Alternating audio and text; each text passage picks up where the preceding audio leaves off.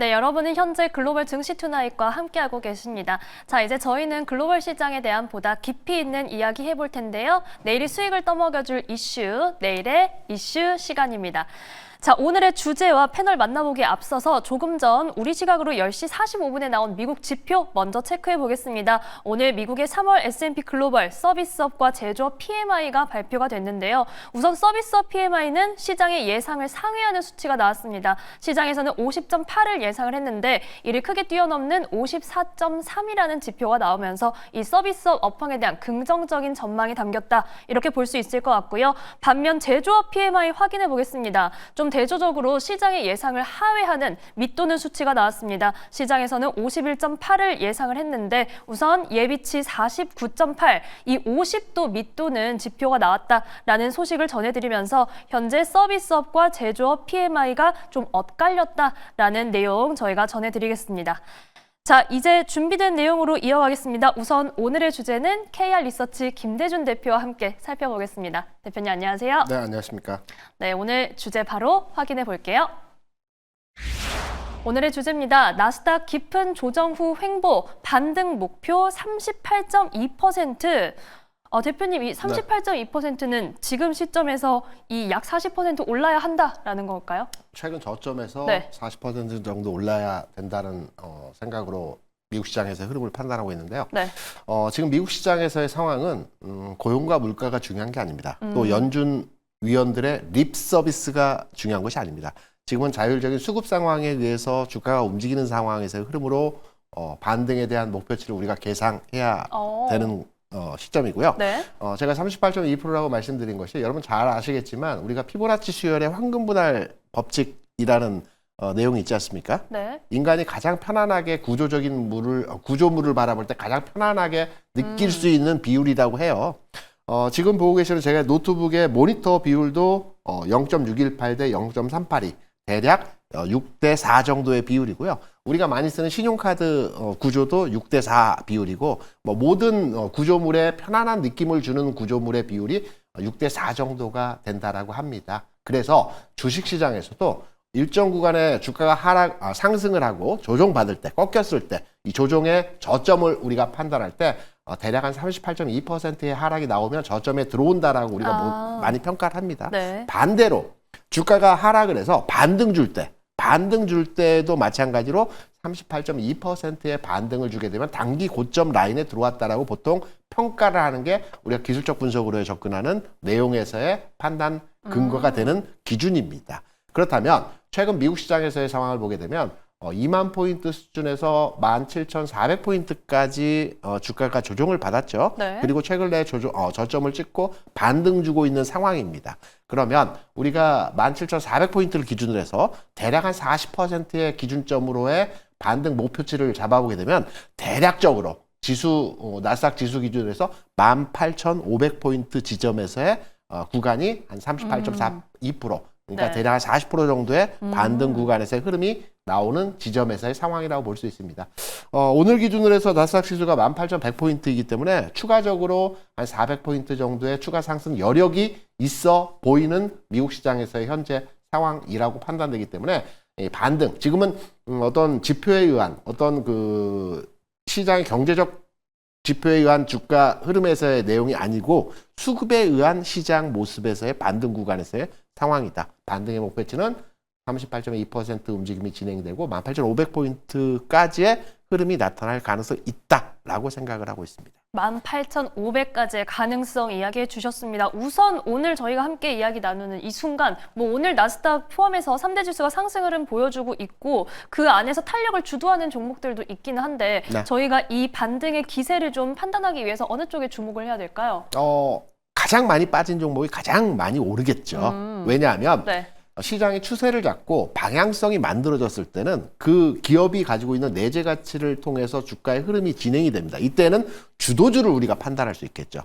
이게 시장에서의 주도주다. 네. 주도주로의 접근이 필요한 구간이라고 판단되는데 시장이 하락한 이후에 일시적인 반등, 일단은 지금 시장에서의 상황이 일시적인 반등입니다. 일시적 반등 이후에 흐름이 전환되는 상승으로 전환되는 시점은 이후의 상황을 우리가 판단해 봐야 되겠지만 지금 시장은 단순하게 반등의 구조적 측면에서의 상황이라고 해석할 수 있기 때문에 최근 내에서의 주가 상황에서의 흐름 측면에서 지난 1월을 기점으로 해서 현 시점까지의 주식시장에서 M7 종목의 주가 하락률을 판단해 보게 되면 메타 같은 경우는 거의 보합입니다. 지난 1월 대비해서 네. 현 주가 수준은 거의 보합 수준이고요.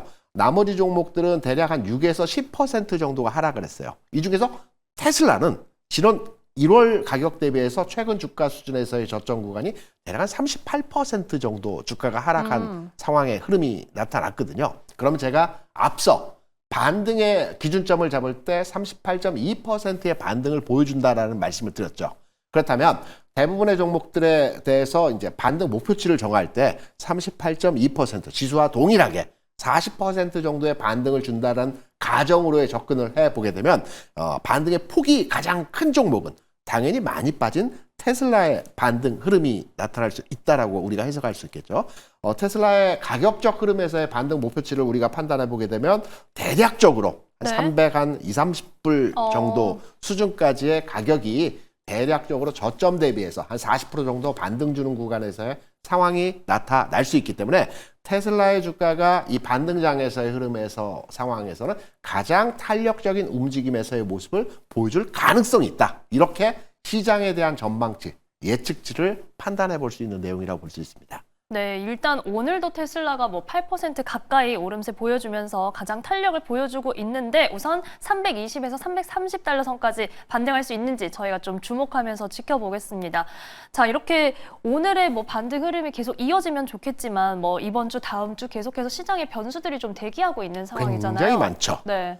제가 모두에 그리고 중간중간 말씀을 드리면서 지금의 시장은 반전이 아니고 반등의 장이라고 계속 네. 주지시켜서 말씀드린 이유가 뭐냐면 4월에 앞선 방송에서도 얘기가 나왔지만 관세 정책에 대한 방향성에 대한 문제들이 결정이 되겠죠. 네. 이 부분도 있고 국내 시장 같은 경우는 뭐 여러 가지 정책 이슈도 있고 전체 글로벌리 해서 시장의 변수들이 가장 많은 지점에서의 상황이 3월 말 4월 초입니다. 그래서 지금의 시장은 이번 주 구간에서는 일정 구간 흐름에서의 반등 흐름이 진행될 것 같고요.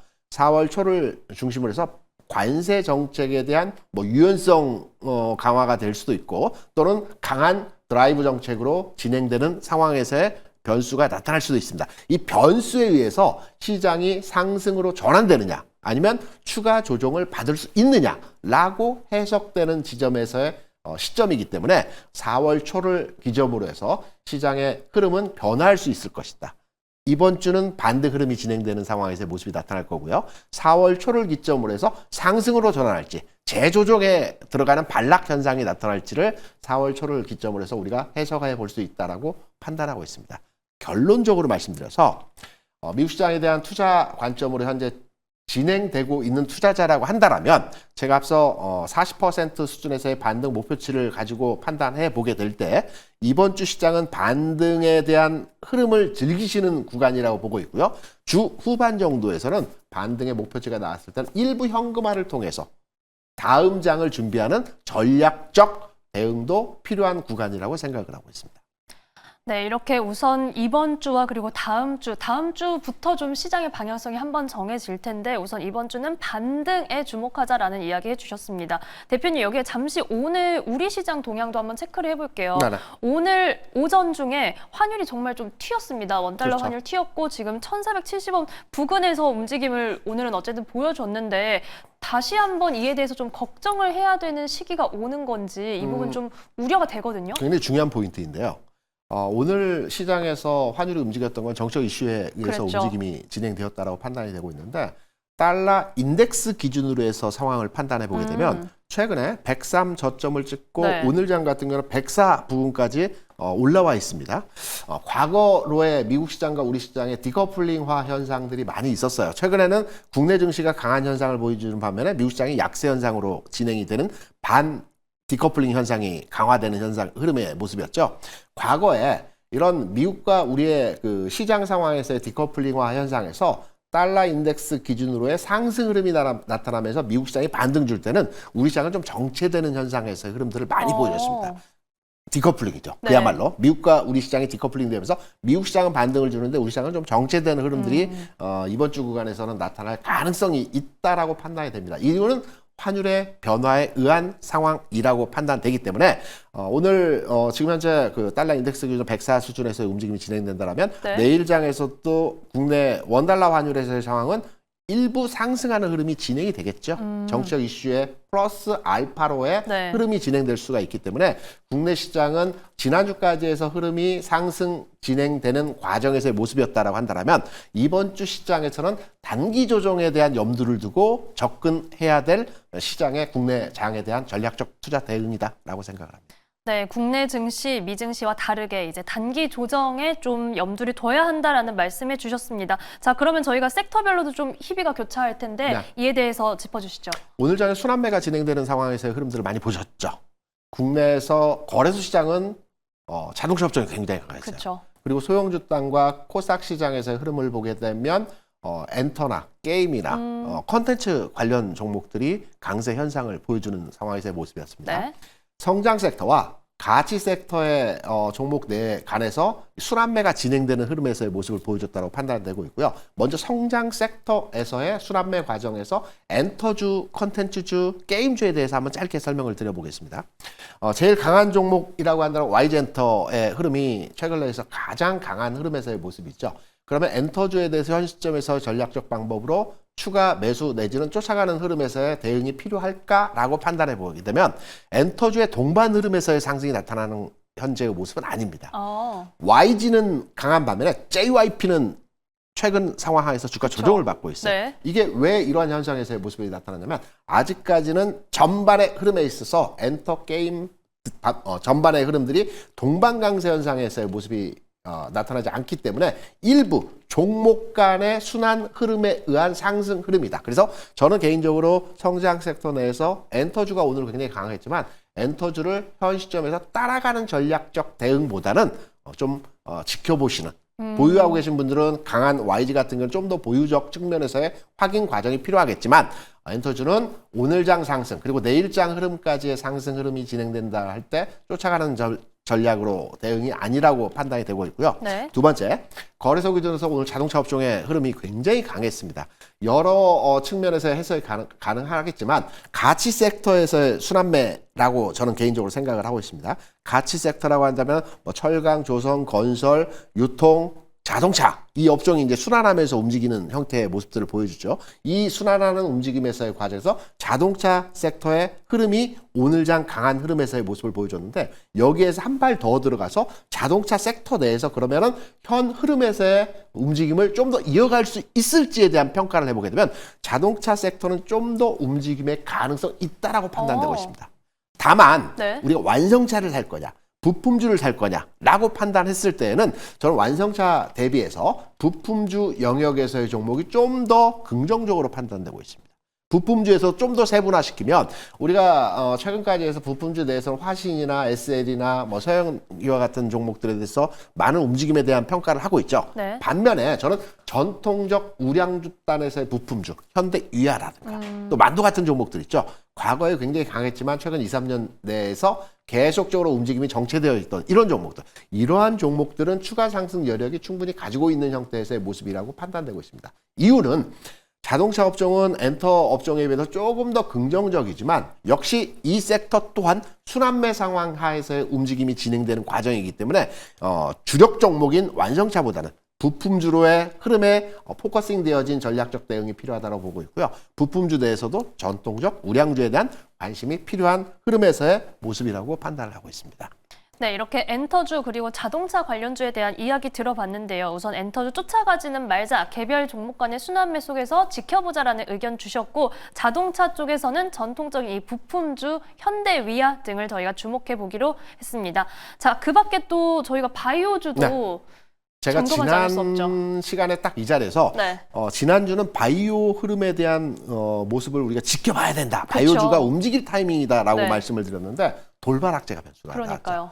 HLB에 대한 돌발 악재가 발현되면서 전체적으로 바이오 섹터가 얼어붙는 상황에서 흐름이 진행이 되었습니다. 이 얼어붙는 상황에서 성장 섹터 내에서 게임 엔터 쪽으로 시세가 이번 주 상황부터 움직임이 진행되었기 때문에 바이오 섹터에 대한 흐름은 이번 주 상황에서 역시나 지난주 흐름에 대비해서 좀 정체된 흐름에서의 모습이 나타날 가능성이 높기 때문에 바이오 섹터는 조금 더 시장 흐름에 대한 부분들을 기다려보자 라는 측면으로서의 대응이 가능하고요. 그리고 시장에서 가장 핫한 섹터이죠. 방산.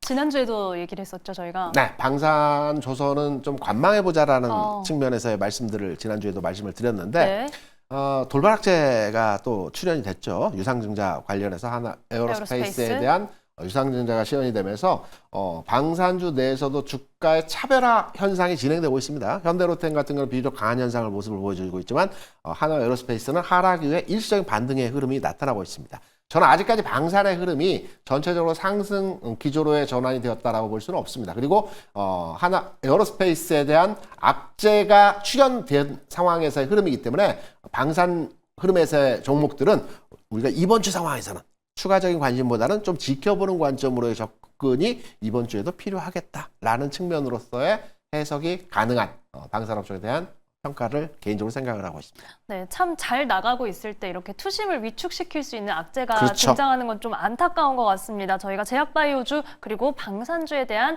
전략까지 들어봤으니까요. 이번 주 투자에 참고해 보시기 바랍니다. KR 리서치 김대준 대표와 함께했습니다. 고맙습니다.